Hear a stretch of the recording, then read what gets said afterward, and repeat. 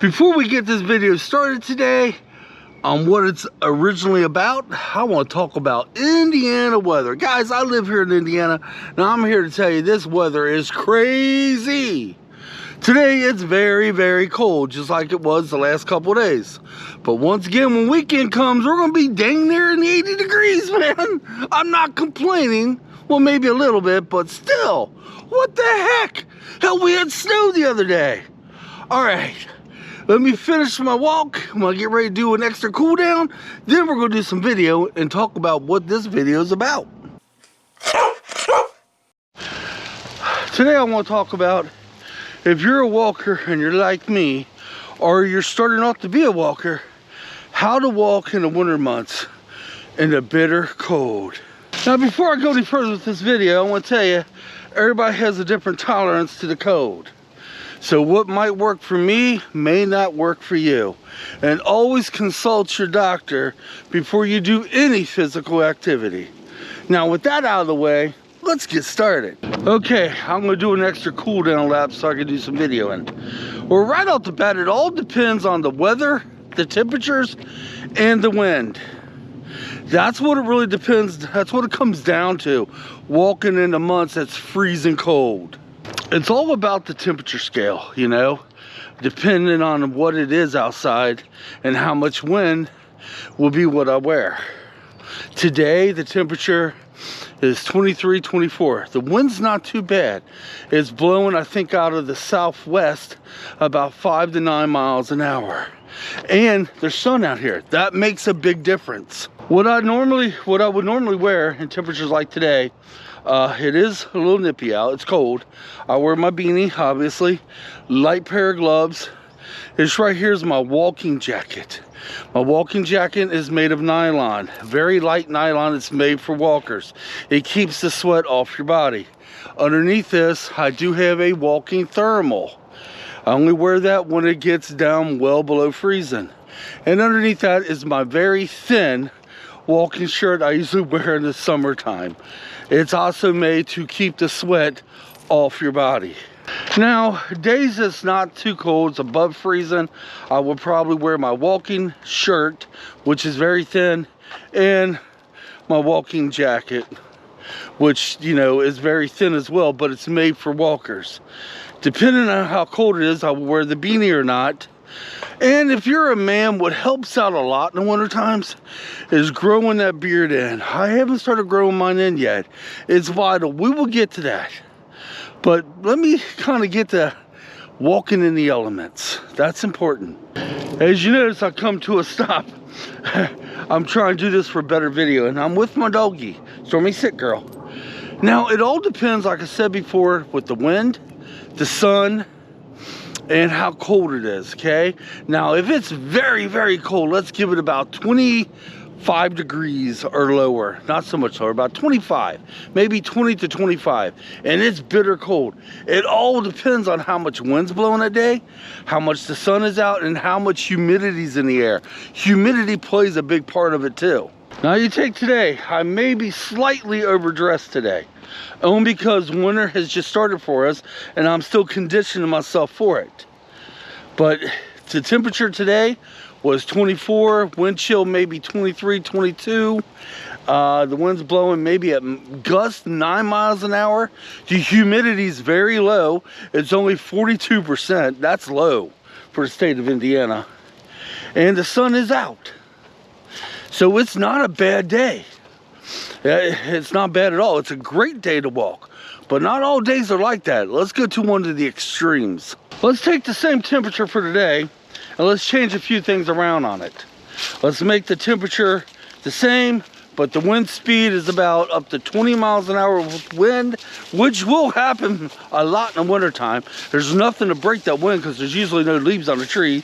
And let's raise that humidity up to about maybe 80 to 90%. And let's make it very milky. No sun. That dramatically changes the weather for walking. Big time. Now, on them days, I dress more on. I still have the beanie. The gloves will probably change to thicker gloves. I will still wear my thermal, my walking coat, and my walking shirt underneath. You don't want to wear too much when you walk because you're going to start building body heat, and we'll get into that.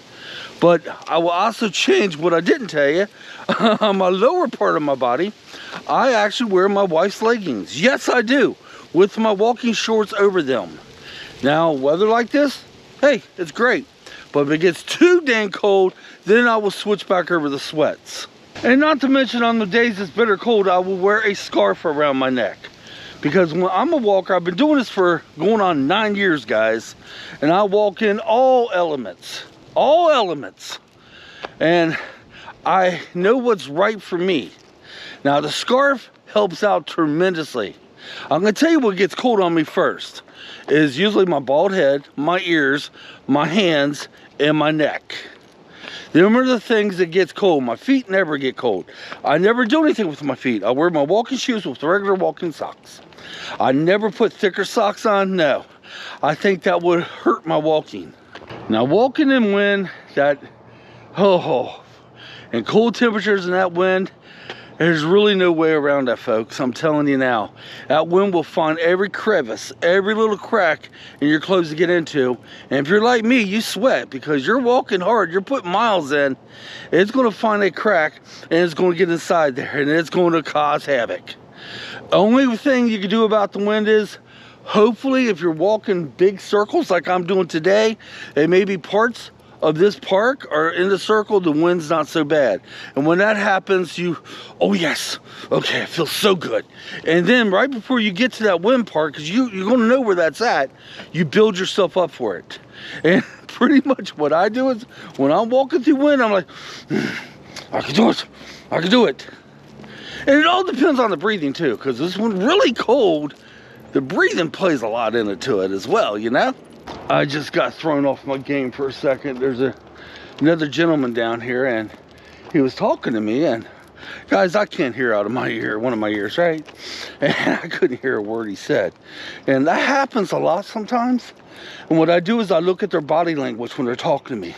I usually tell if they're saying something very nice or something that's kind of mean. If their body language tells me it's something kind of mean, then basically what I do is I was like, But if it's something nice, like, oh, okay. Even though I don't hear a damn thing they say.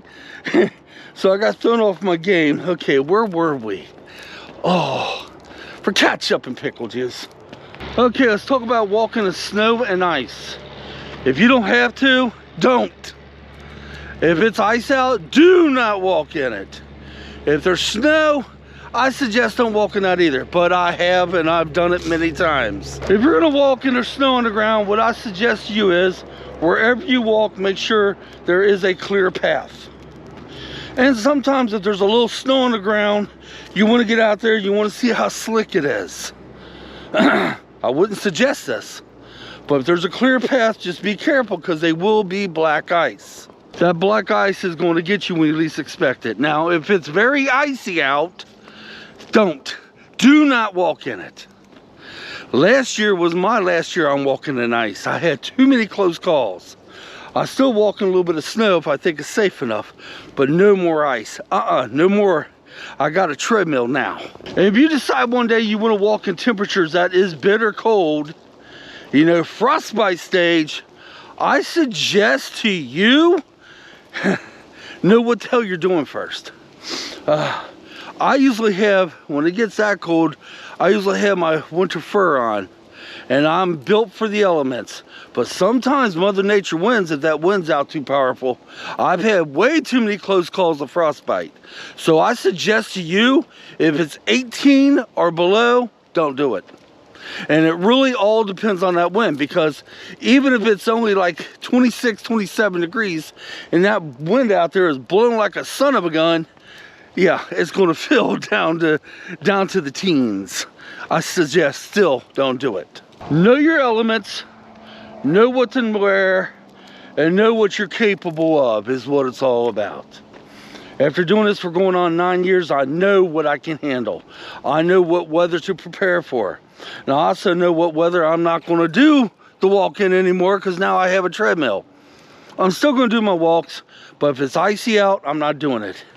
If it's freaking, if the wind chill or the temperatures is down in the low teens, I'm not doing it. These would be the days I do the treadmill. I didn't have that option previous years. Now, if you're a beginner walker and your first time out in the elements, understand this. Now, I did say you wear as less as you can. You don't want to wear too much when you're walking, okay? But you will build that body heat. My body heat starts building within the first half mile. That first mile in, I got my heater going inside. The only thing that takes my heat away is the wind.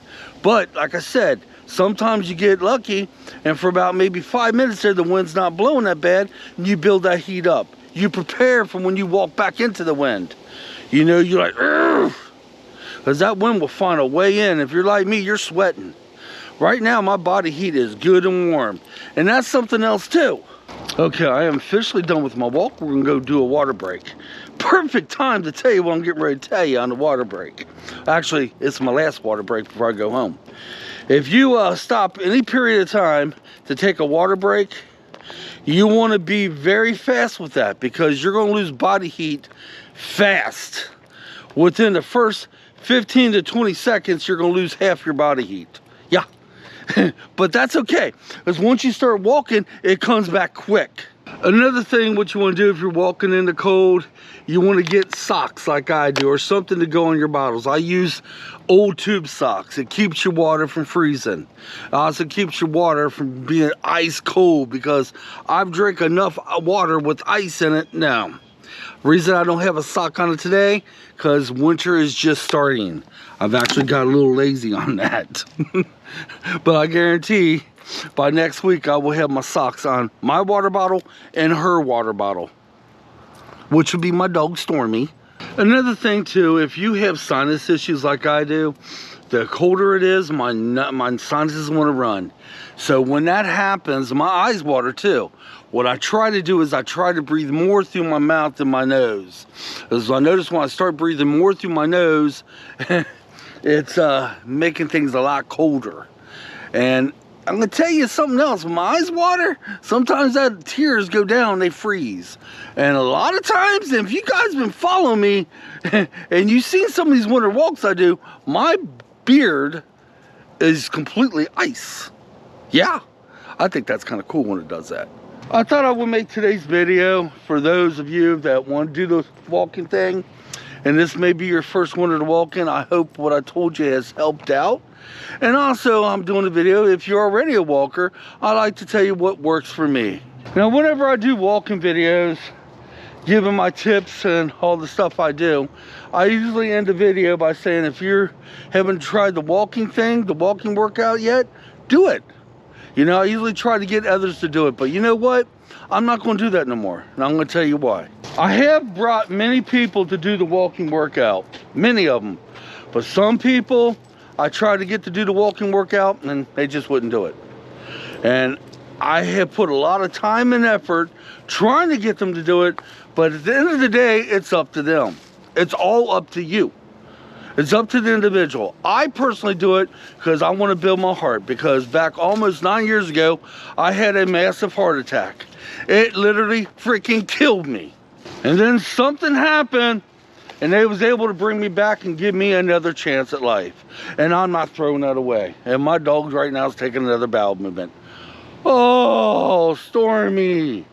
That means I gotta pull my gloves off to get the bag, to bag it up, and that's okay. I'm used to it.